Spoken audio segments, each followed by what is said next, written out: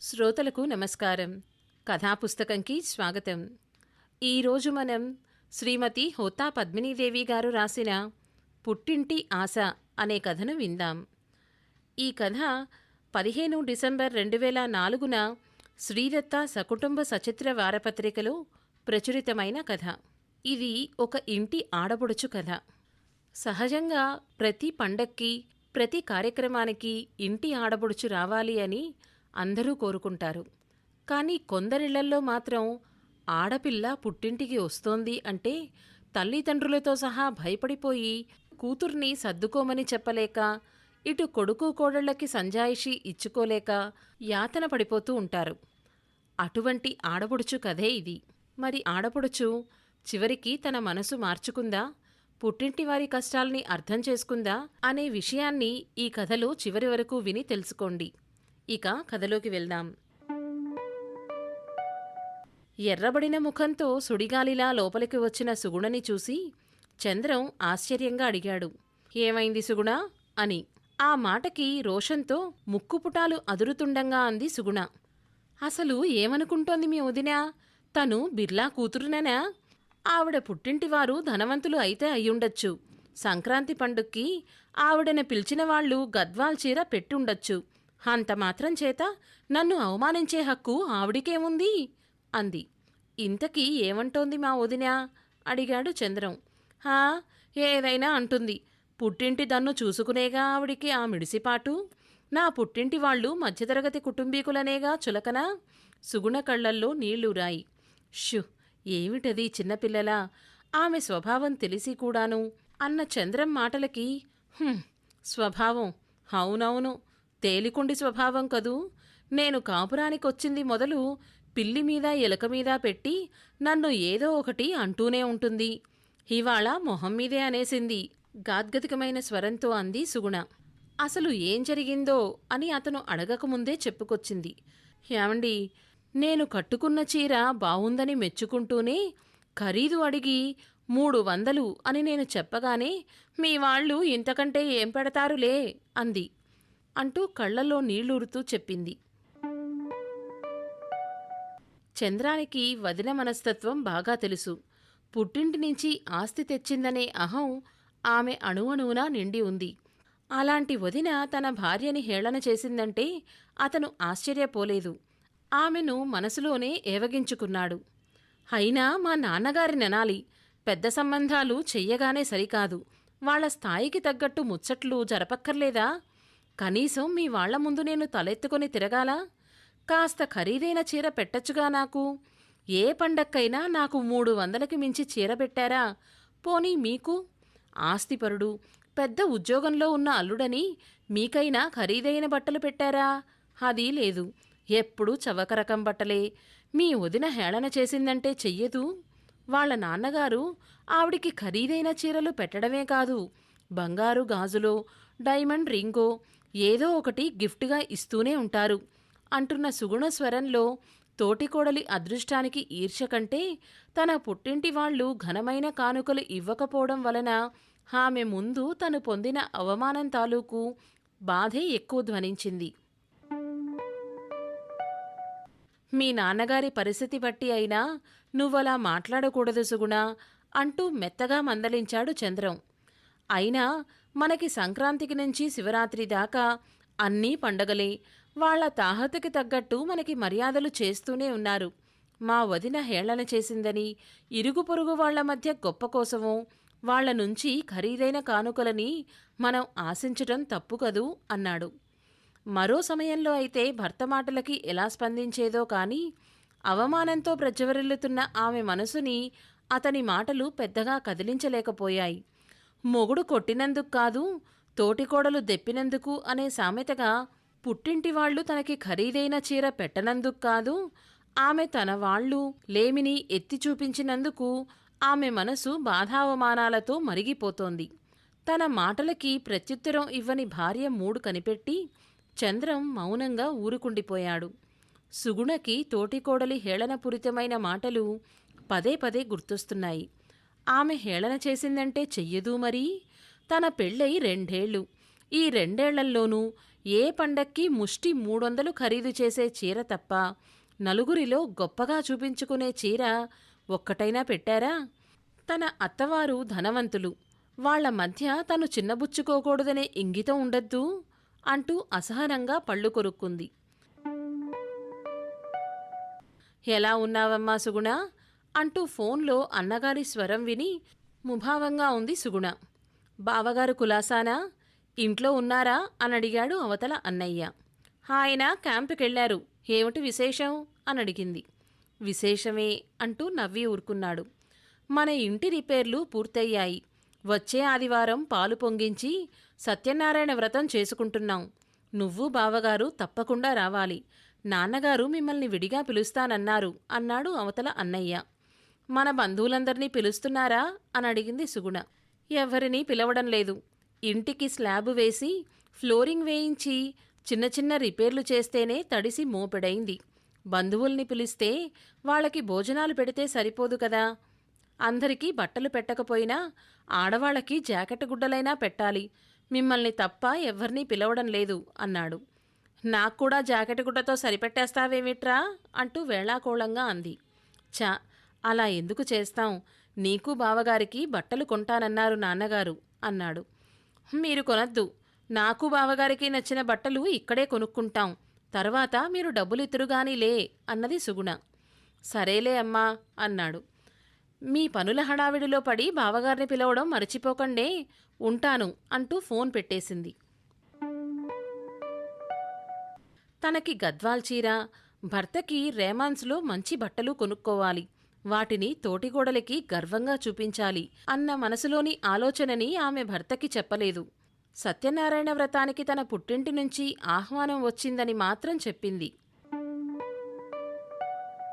ఇక వ్రతం రోజు మామిడాకుల తోరణాలతో అలంకరింపబడి ఉన్న ఆ ఇల్లు ఆహుతులతో సందడిగా ఉంది.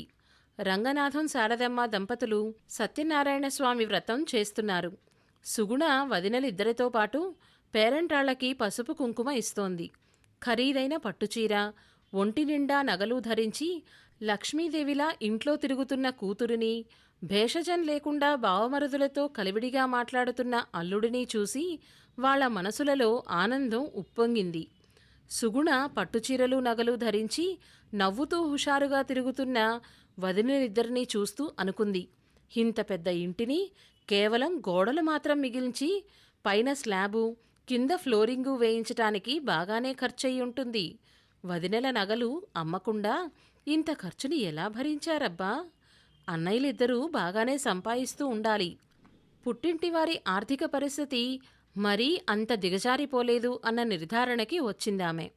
తను 4000 ఖరీదు చేసే బట్టలు కొనుక్కొని వాళ్లపై మోపలేని భారం వేస్తోందేమో అని ఆమె మనసులో ఏమూలో ఉన్న గిల్టీ ఫీలింగ్ మాయమయ్యింది. వ్రతం ముగిసింది. ఇరుగు పొరుగులు తాంబూలం ప్రసాదం తీసుకుని వెళ్లారు.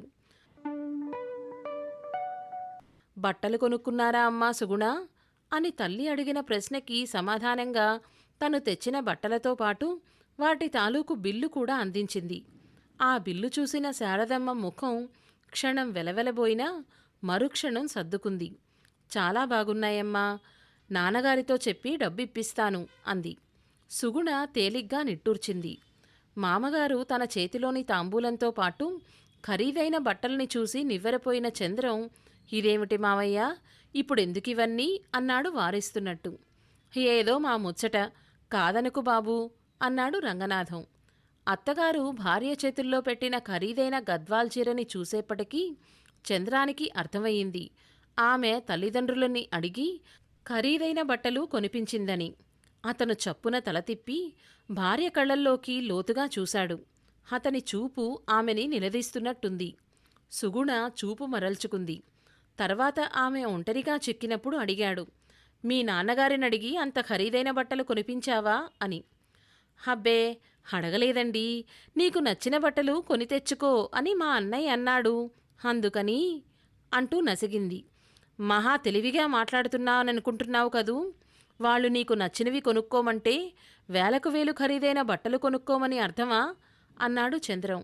మీరు ఊరుకోండి, ఒక్కగానొక్క ఆడపిల్లని, పైగా స్థితిమంతుల కోడలిని. ముద్దు ముచ్చట్లు తీర్చవలసిన అవసరం వాళ్లకు లేదా అయినా మా వాళ్ళు మరీ అంత లేనివాళ్లేమీ కాదులేండి, ఆ మాత్రం పెట్టచ్చు అంటున్న భార్యని కోపంగా ఒక్క చూపు చూసి ఊరుకున్నాడు చంద్రం. తల్లి తన చేతిలో ఉంచిన 4,000 రూపాయలను చూసి తను తప్పు చేసిందా అనిపించింది ఆమెకి ఒక్క క్షణం. మీ చేత ఇంత డబ్బు ఖర్చు పెట్టిస్తున్నాను, కానీ తప్పలేదమ్మా. ప్రతి పండక్కి మీరు నాకు మా ఆయనకి చౌకరకం బట్టలు పెడుతుంటే మా తోటికోడలు ముందు నాకెంత అవమానంగా ఉందో తెలుసా? మొన్నటికి మొన్న ఆవిడ ఫెడేల్న ఎంత మాట అనేసిందో అంటూ ఆవిడ అన్న మాటల్ని యథాతథంగా చెప్పింది. శారదమ్మ ముఖం మ్లానమైంది. మీ నాన్నగారి పరిస్థితి నీకు తెలియనిదేమీ కాదు కదా తల్లీ. నీ పెళ్లికి, మీ అన్నయ్యల చదువులకి అయిన అప్పుల్ని ఆయన మొన్నటిదాకా తీరుస్తూనే ఉన్నారు. ఇల్లంతా కారిపోతుంటే రిపేరు చేయించవలసొచ్చింది. మీ పెద్దన్నయ్య బ్యాంకు లోను తీసుకున్నాడు. అన్నయ్యలిద్దరికీ ఇక నుంచి నెలకి 1,200 చొప్పున జీతంలో లోన్ తాలూకు డబ్బు తీరేదాకా కట్టవుతుంది. మాకు ఒక్కగానొక్క ఆడపిల్లవి. నీ ముద్దూ ముచ్చట్లు తీర్చవలసిన ధర్మం మాకుంది. కాని మా తాహతుకు మించి తేలేం కదా. మీ అన్నయ్యలిద్దరూ ఇద్దరేసి పిల్లల్ని చదివిస్తూ ఈ సంసారాన్ని బాగానే లాక్కొస్తున్నారు. ఇంటికైన అప్పు తీరకుండానే వాళ్ల పిల్లలు పెళ్లికెదిగొస్తారు అంటున్న తల్లి స్వరంలోని బాధావేదనలు ఆమె గుండెని తాకాయి. అప్పటివరకు భుజాల చుట్టూ కప్పుకున్న పైటకొంగుని తీసి తల్లి మొహాన్ని తుడుచుకుంటుంటే ఆవిడ మెడలోని పసుపుతాడుని చూసింది సుగుణ. నీ మెడలో నాంతాడేమైందమ్మా అనడిగింది. సిమెంటు బస్తాలకి తక్కువైందని తాకట్టు పెట్టాం. అనుకున్న దానికంటే చాలా ఖర్చయిపోయింది సుగుణ. అసలు గొలుసు అమ్మేయమనే అన్నాను. మీ అన్నయ్యలు ఇష్టపడలేదు అని చెప్పుకొచ్చింది. ఏమిటి, నిన్ను పసుపుతాడుతో ఉంచి వదినలు మాత్రం బంగారం దిగేసుకుని ఊరేగుతున్నారు చూడు అంటూ కోపంగా అంది. వాళ్ల బంగారం ఎప్పుడూ అమ్మేశాం. వాళ్ళు వేసుకున్నవి రోళ్లుగోళ్లు నగలు అని చెప్పింది సుగుణ తల్లి. సుగుణ ముఖాన చన్నీళ్లు కొట్టినట్టయింది. బయట అప్పు చేద్దామంటే అసలు కంటే వడ్డీ ఎక్కువై కూర్చుంటోంది. అందుకని మీ వదినలిద్దరూ ఆలోచించి నగలు అమ్మేశారు. ఇల్లు నిలబెట్టుకోవడం ముఖ్యం. అయినా అవసరానికి అమ్ముకోడానికే కదా నగలు అంది. అన్నయ్యలిద్దరూ అప్పుల ఊబిలో కూరుకుపోయి ఉంటే వాళ్ల నుంచి విలువైన కానుకలను ఆశించిందా తను? సుగుణకి పట్టరాని దుఃఖం వచ్చింది. తన కన్నీళ్లు తల్లి కంటపడకుండా గదిలోకి వెళ్ళిపోయింది. గదిలోకొస్తూనే మంచానికి అడ్డంపడి ఏడుస్తున్న సుగుణని ఏమైందని ప్రశ్నించాడు చంద్రం. ఏడుస్తూ వెక్కిళ్ల మధ్య చెప్పింది ఆ ఇంటి పరిస్థితిని, అన్నయ్యలిద్దరూ అప్పు చేసి ఇల్లు రిపేర్ చేయించిన సంగతిని. ఏమండి, మీ వదిన హేళన చేసిందని గొప్ప కోసం ఖరీదైన బట్టలు కొన్నానే తప్ప ఇదంతా ఆలోచించలేదు అన్న సుగుణ మాటలకి చంద్రం, ఇక సంవత్సరమంతా మనకి ఏవో పండగలు వస్తూనే ఉంటాయి. మీ వాళ్ళు మనని పిలుస్తూనే ఉంటారు. మనం రాకపోతే వాళ్ళు బాధపడతారని మనమూ వస్తూ ఉంటాం. ఇలా ప్రతి పండక్కి వేలకు వేలు ఖరీదు చేసే బట్టలు పెట్టడం వాళ్లకు తలకు మించిన భారం కాదా?